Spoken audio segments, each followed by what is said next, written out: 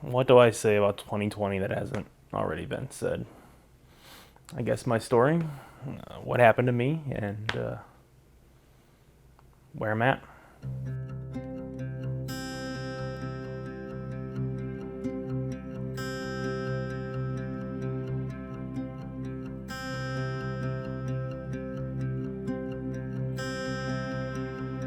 Child, innocent as starlight,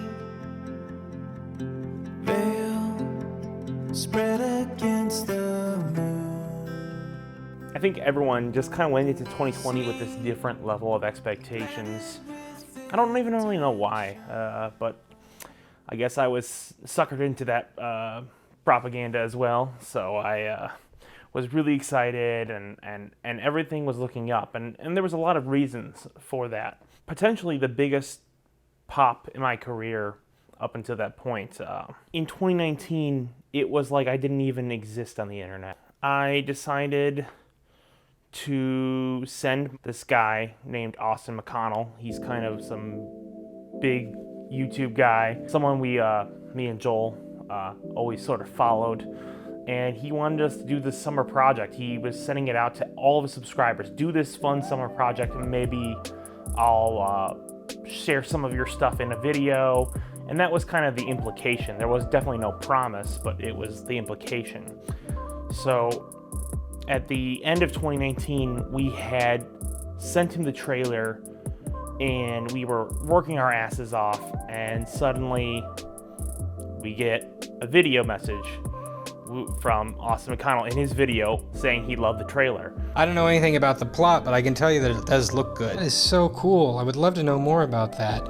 If you watch this video, send me something on it. This was such a weird time because it brought this relief and this sort of stress as well. I think one thing I've never really talked about is the great amount of stress of like, is he gonna actually watch the film? Is he actually gonna come out here? Is he actually gonna do a video on us? And I remember Austin giving us a call and basically in early January, setting up the whole video, which would basically be the big tipping point for my beginning of my career. I think he could tell that we were really excited. So when the video came out, it changed everything for 922 Films. I mean, regardless of what you might think, we're not some huge channel now.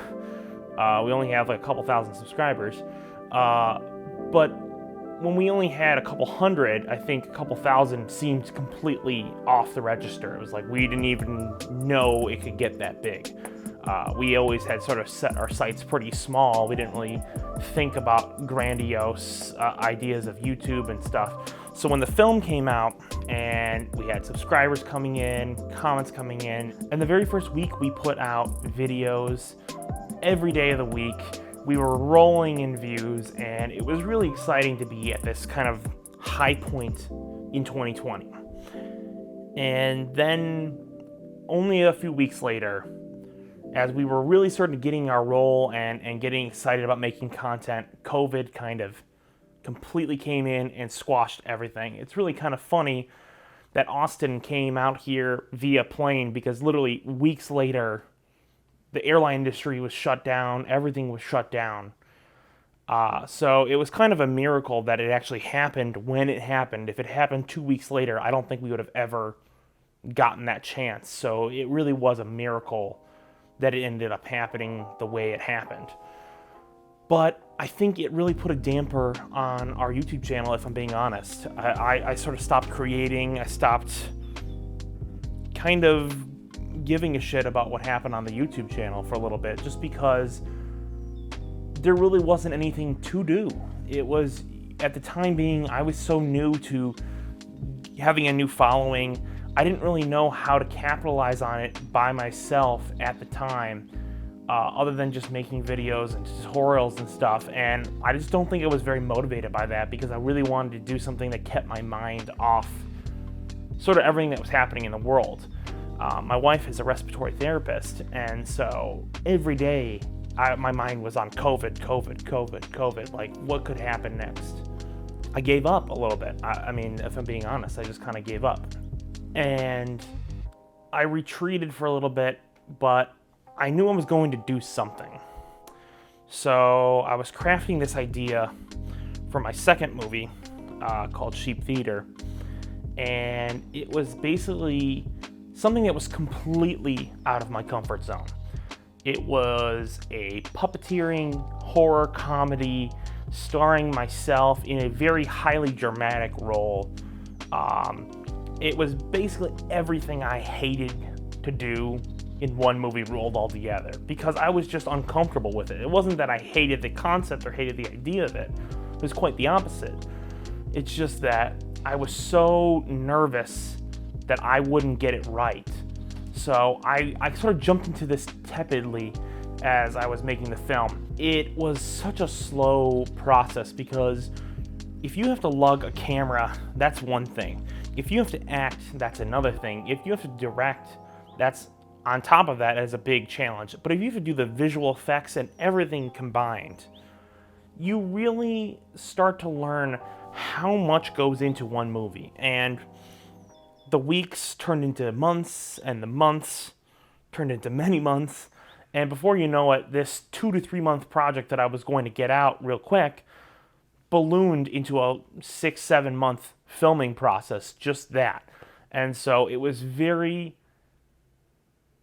like the pandemic, it had this endless feel to it where I was putting the film together every week, and it just felt like it was just one more piece, and I was still building up to this giant tower that just was never gonna finish. I wanted to give up, you know? There was part of me that was like, well, maybe this is just stupid. Maybe I'm like making this weird movie that no one's going to like, and I'm wasting my time, and is it silly for me to make a movie by myself, you know, in my apartment with these plush animals? Like, are people going to laugh at me? And, you know, I took a little bit of a break from the film because I was a little concerned that maybe I had gotten too far into the reeds a little bit. And I took a break, took a breather, and I just relaxed from everything. And around this time, my wife and I found out that my wife was pregnant.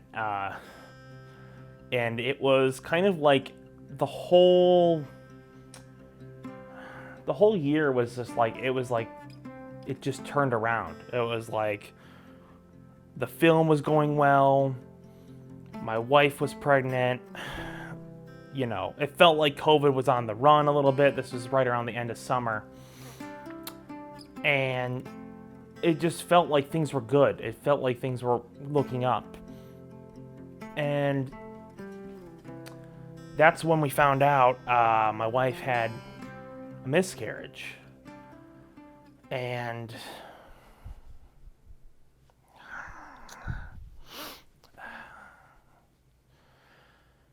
that wasn't easy, you know. I feel like the movie took on a different meaning to me when I started the film, and then when I created it, and then when this happened, I kind of was like, well, this is something I could show my kid, you know.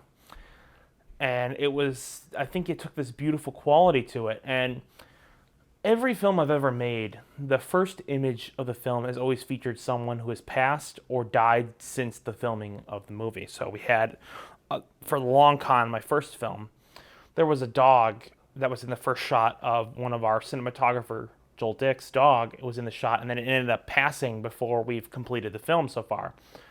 And the second film, it was also Joel's uncle passed, and we put him as the opening shot of that.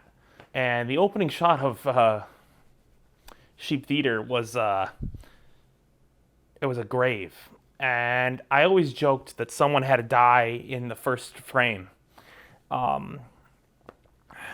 And I was the only one in the shot, so I was like, well, if someone's going to die, it's going to be me. And it wasn't until months, maybe weeks later, that it took on a different meaning, that I was looking at this grave, and it was, you know, in memory of my daughter. That was the idea. And I don't know if that's what the meaning was or if it was intended to be that way, but it took on a different connotation, and I think it really reinvigorated me to finish the film in her memory.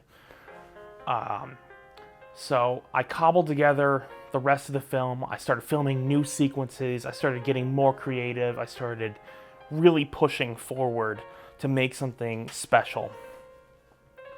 And I think in these last few months, it was when I really dug in deep into myself and found the movie, and things started really coming together. And I guess the reason why I wanted to make this video, the reason I wanted to talk and share my story, is 2020 was a crap year for everyone. I don't think there's anyone who didn't have at least one or two things that went bad this year. But 2020 was a big success for my YouTube channel, for my filmmaking career in 2020, because I didn't give up. There were parts where I took a pause or I took a break, but I kept pushing. I put out, I think, like 40 or 50 videos this year. I put out 2 feature films. I have a 3rd feature film that I edited this year that's almost nearly complete, coming out in next January. And I think the thing I wanted to talk about is just perseverance. The number one thing that really sucked this year was seeing a bunch of commenters and people really disliking or hating the films. But I think the number one thing is it just doesn't matter. You have to do what's right for you. You need to push from inside yourself and to create content, to create something that is beautiful. And if there's anything I could say that kept me alive, that kept me going, that made me didn't want to quit, I really wanted to quit. When I found out that my wife could get sick, that when I just gave up on my YouTube channel, when my daughter was lost, I wanted to quit so fucking bad. I did. I really wanted to quit, but the art and the creating of movies was the only thing that kept me from giving up. And just not in just YouTube, but in life, There was a point where I really felt like I was mentally spent, like I was done. And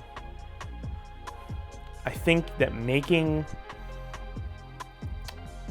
YouTube videos, making films, making art, meeting people, meeting fantastic artists over this year has been the only thing that has really rejuvenated my soul. It's been the only thing that has really kept me going. And I can run on that fuel forever, because that is the stuff that really, when it gets down and dirty, you have to find that one thing that you love more than anything. And that's, for me, is my filmmaking and my art. And that is something that fuels me every day. And no matter what happens, I will always come back to that. And I will always keep pushing forward. So I guess this video, I don't know who it's for, but basically, this is just a video I wanted to make. I wanted you guys to be here with me. And I just wanted to go push into 2021 with the goal in mind of don't give up. Keep creating content.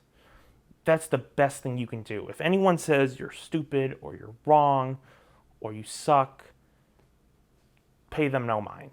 You just need to keep making videos. You need to keep making films. You need to keep creating art. No matter if you're making money from it or not, you need to keep creating, because that is what's going to fuel you to have a great and successful 2021. Thank you guys so much, and have a good one. I'll see you in 2021.